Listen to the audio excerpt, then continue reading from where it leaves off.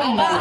Tujuannya untuk meminta fatwa tentang hukum berjihad membela negara yang notabene bukan negara Islam seperti Indonesia. Assalamualaikum. Waalaikumsalam. Kiai, saya utusan dari Bung Karno. Beliau menitipkan pesan. Apa pesan Bung Karno? Beliau berpesan, apakah hukumnya membela tanah air? Bukan membela Allah, membela Islam, atau membela Al-Quran. Sekali lagi membela tanah air, apa hukumnya Kiai? Hukum membela negara dan melawan penjajah adalah fardu ain bagi setiap mukallaf yang melawan penjajah itu, termasuk jihad fisabilillah. Oleh karena itu, umat Islam yang mati dalam peperangan adalah syahid, dan mereka yang mengkhianati perjuangan dan memecah persatuan, bahkan menjadi tangan kanan penjajah, wajib hukumnya diperangi. Perang menolak dan melawan penjajah itu fardu ain yang harus dikerjakan orang-orang Islam, laki-laki, perempuan, anak-anak, bagi yang bersenjata atau tidak, bagi yang berada dalam jarak lingkaran 94 km dari tempat masuk dan kedudukan musuh. Bagi orang-orang yang di luar jarak lingkaran tadi, kewajiban itu jadi fardu kifayah yang cukup kalau dikerjakan sebagian saja. Kemudian Kiai Haji Hashim Asy'ari memanggil Kiai Haji Wahab Hasbuah dari Tambak Beras Jombang. Kiai Wahab diminta mengumpulkan ketua-ketua Nahdlatul Ulama se-Jawa dan Madura untuk membahas fatwa tentang hukum berjihad membela negara.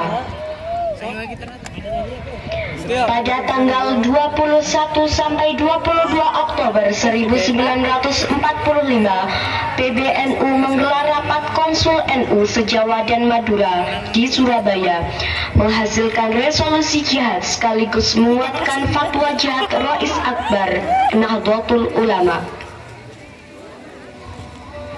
Bismillahirrahmanirrahim. Resolusi Jihad Nahdlatul Ulama seluruh daerah Jawa Madura memutuskan memohon dengan sangat kepada pemerintahan Republik Indonesia supaya menentukan dan mengupayakan tindakan yang nyata dan sepadan terhadap usaha-usaha yang membahayakan kemerdekaan dan agama dan negara Indonesia, terutama dengan pihak Belanda dan kaki tangannya, supaya memerintahkan perjuangan yang bersifat sabilillah untuk tegaknya negara Republik Indonesia dan agama Islam. Selanjutnya, kami berfatwa bahwa setiap muslim tua dan miskin sekalipun wajib memerangi orang kafir yang merintangi kemerdekaan Indonesia. Yang kedua, pejuang yang mati dalam perang kemerdekaan Indonesia layak disebut syuhada. Dan yang ketiga, warga negara Indonesia yang memihak kepada Belanda dan sekutunya dianggap memecah belah persatuan. Oleh karena itu, layak dihukum mati. Pada tanggal 25 Oktober, pasukan Inggris mendarat di Surabaya, dipimpin oleh Brigjen Malabi. Hanya berselang 3 hari pasca resolusi jihad, dicetuskan 6.000 pasukan sekutu mendarat di Tanjung Perak, Surabaya dengan persenjataan lengkap. Mendengar kedatangan pasukan penjajah, ribuan santri dan kiai dari penjuru Jatim bergerak menuju Surabaya. Maka terjadilah pertempuran antara para pejuang Surabaya melawan sekutu.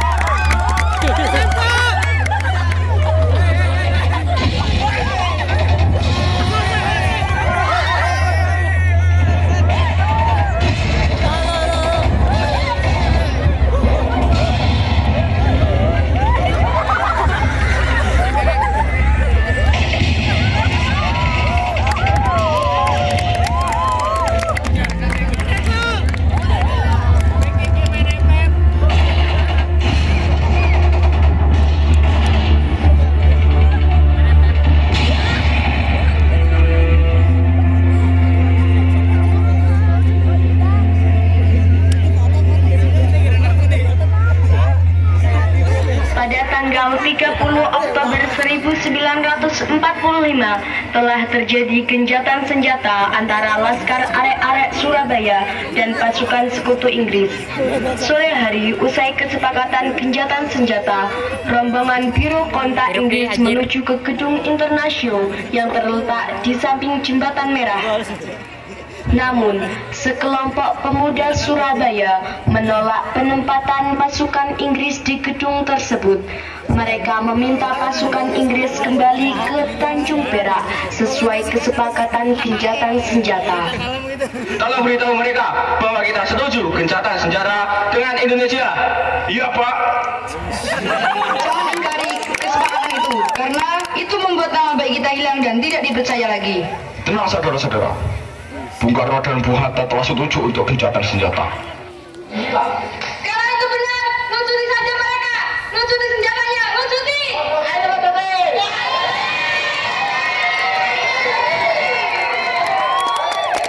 Kami menerima permintaan kalian. Saya yang akan bertanggung jawab penuh. Dan sekarang biarkan kami masuk. Mereka akan bertanggung jawab penuh. Jadi biarkan kami masuk ke dalam gedung itu. Rakyat Indonesia pun memberikan kesempatan untuk pasukan Inggris masuk ke dalam gedung Internasio. Mayor. Iya, Pak. Saya dapat perintah dari Brigadir Malabi. Proses gencatan senjata sedang berlangsung, tetapi mereka menginginkan kita menyerahkan senjata dan menyerah. Akan tetapi, Jenderal memerintahkan kita untuk mengambil tindakan apapun yang diperlukan untuk memastikan keamanan bagi pasukan. Siap, Kapten. Akhirnya terjadi ketegangan yang menyulut baku tembak. Di tempat ini secara mengejutkan, Brigjen Malabi tertembak dan mobilnya terbakar dan gencatan senjata pun berakhir.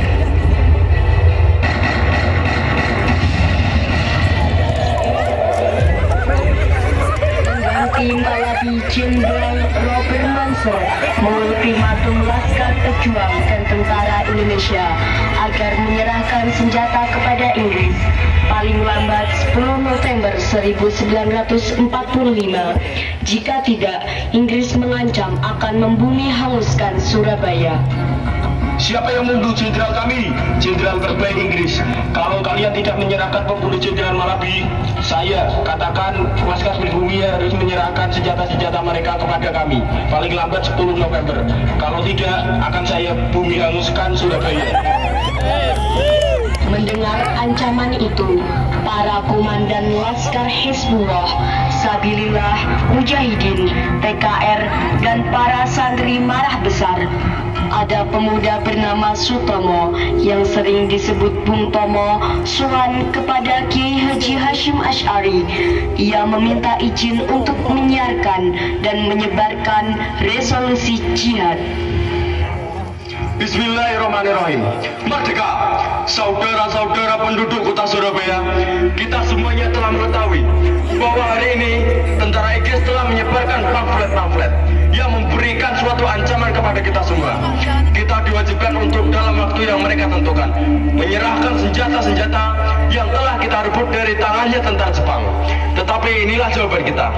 Selama pantai-pantai Indonesia masih punya darah merah yang dapat membuat secari kain putih, merah dan putih, maka selamanya itu tidak akan kita menyerah kepada siapapun juga. Allahu Akbar, Allahu Akbar, Allahu Akbar. Merdeka! Pada tanggal 10 November 1945, pertempuran kembali meluas menyambut berakhirnya ultimatum AFNEI. Perang besar pun pecah. Ribuan pejuang syahid, pasukan Kiai Abbas berhasil memaksa pasukan Inggris kocar-kacir dan berhasil menembak jatuh 3 pesawat tempur RAF Inggris. Kiai, sepak terjang Belanda semakin mengkhawatirkan. Mereka menduduki tempat-tempat strategis. Allah. Dan bahkan kini Belanda sudah memasuki Singosari. Allah. Dan rakyat-rakyat kecil yang tidak berdosa banyak yang menjadi korban. Masya Allah. Sepertinya Kiai kelelahan. Kiai, Kiai, Kiai, Kiai, Kiai. Inna lillahi wa inna ilaihi raji'un.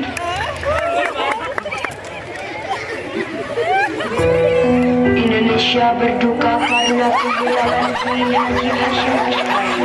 Namun, perjuangan terus membara demi negara kesatuan Republik Indonesia, walau pasca negara terekspor dengan baik. Pada hari ini, para santri telah mendiskualifikasikan perjuangan para santri dalam mempertahankan negara kesatuan Republik Indonesia.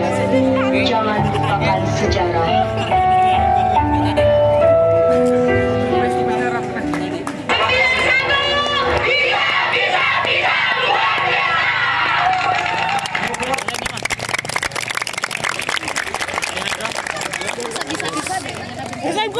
Bisa. Bisa. Bisa. Bisa. Hebat.